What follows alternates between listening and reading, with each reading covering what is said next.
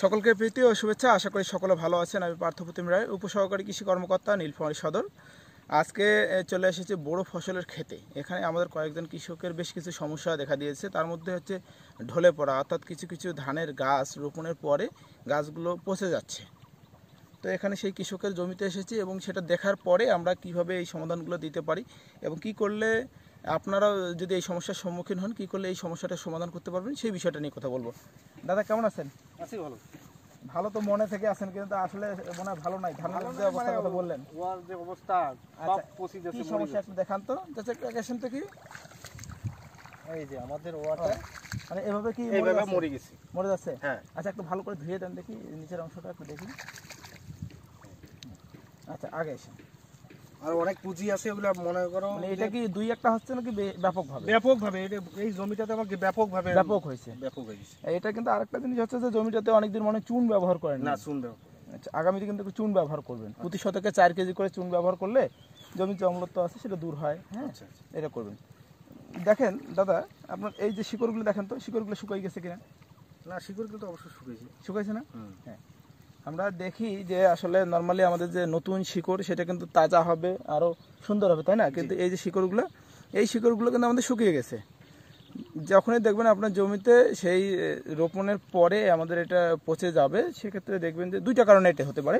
প্রথম কারণটি হচ্ছে যে আমরা যখন রোপণ করলাম তখন যদি আমরা বেশি গভীরে রোপণ করে দিই, মানে আমি যখন রোপণ করলাম অর্থাৎ মাটির বেশি নিচে রোপণ করে দিই, তাহলে এটা হতে পারে, তাহলে পচে যেতে পারে। তাহলে আমাদের কি করতে হবে, যখন রোপণ করব তখন আমরা কম অংশ, যত কম উপরে উপরে রোপণ করা যায় সেটা করব। তার মানে রোপণ কৌশলটাও একটা কিন্তু গুরুত্বপূর্ণ বিষয়। ঠিক আছে। আবার পরবর্তীতে হয় কি, কিছু নেমাটোডের সমস্যা হয়, অর্থাৎ কৃমির সমস্যা হয়, যার কারণে এই যে শিকড়গুলো শুকিয়ে যাচ্ছে এবং আস্তে আস্তে এই পুরোটা পচে যাচ্ছে এবং পচনের গন্ধ চলে আসছে কিন্তু, তাই না? খেয়াল করে দেখুন, পচনের গন্ধও চলে আসছে।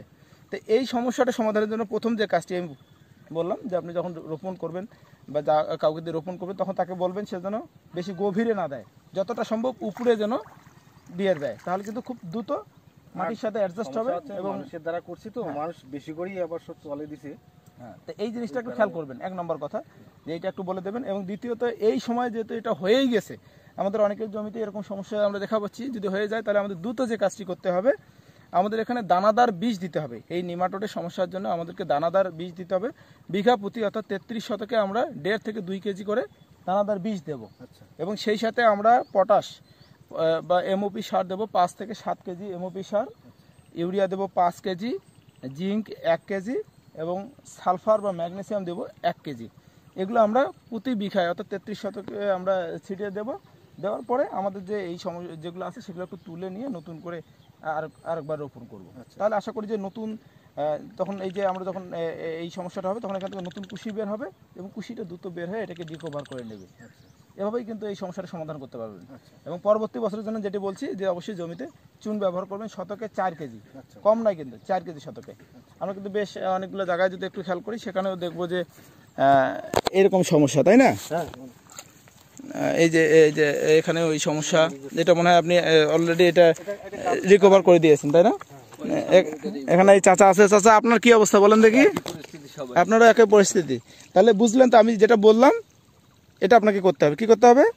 সার ব্যবহার করতে হবে, এমওপি, ইউরিয়া, জিঙ্ক এবং ম্যাগনেসিয়াম। এই সারগুলো আপনাকে একসাথে ব্যবহার করতে হবে। না, আবার অনেক সময় হয় কি, মাজরার সমস্যার কারণে হতে পারে। দেখি এটা কি অবস্থা, দেখি গোড়াটা ধুয়ে নেন, দেখি গোড়াটা একটু ধুয়ে নেন দেখি।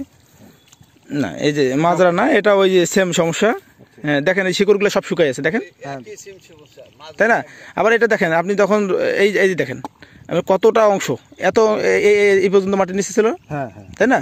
তাই দেখেন কতটা এই জায়গাটা। আমরা যখন কোনো চারা রোপণ করতে যাই, যদি আমরা কোনো ফল গাছ বা কোনো গাছও রোপণ করতে যাই, সেখানেও আমরা বলি যে শিকড়ের এই অংশটা শুধু মাটির নিচে থাকবে।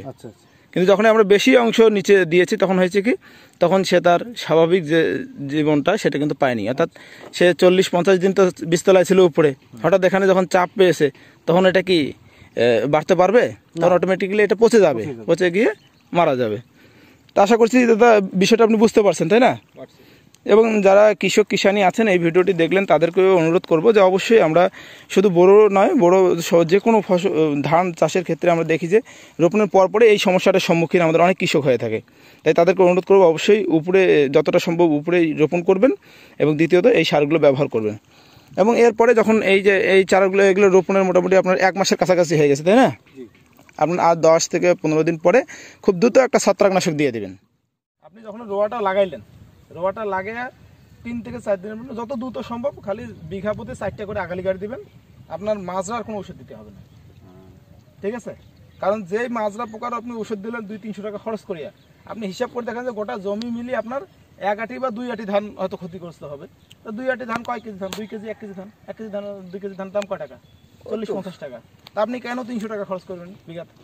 সুতরাং ওইটা করার দরকার নেই। আপনি পারলে একটা পচানির ওষুধ দেবেন, এই যেহেতু 1 মাস হয়ে গেছে, আর 10 দিন পরে একটা পচানির ওষুধ দেবেন, যাতে ওই শেষ সময় শীষ সাদা হয় না ব্লাস্ট, ওইটা যাতে না হয়, বুঝছেন? এই কাজটা করবেন। চাচা কি নাম জানো আপনার? আবুল হাশেম মোল্লা। আবুল হাশেম মোল্লা। তা ঠিক আছে চাচা, হ্যাঁ? আচ্ছা, ভালো থাকেন।